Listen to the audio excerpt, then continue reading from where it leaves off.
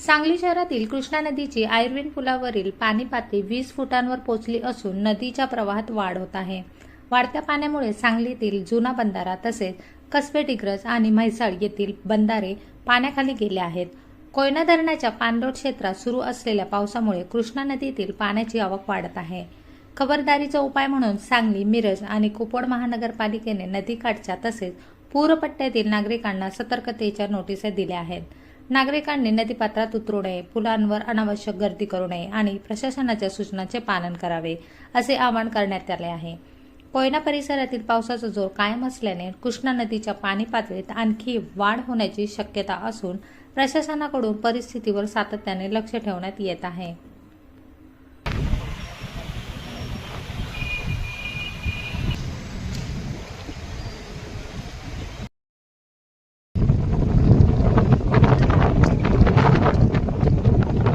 सांगली शहरातील कृष्णा नदीची आयर्विन पुलावरील पाणी पातळी 20 फुटांवर पोहोचली असून नदीच्या प्रवाहात वाढ होत आहे।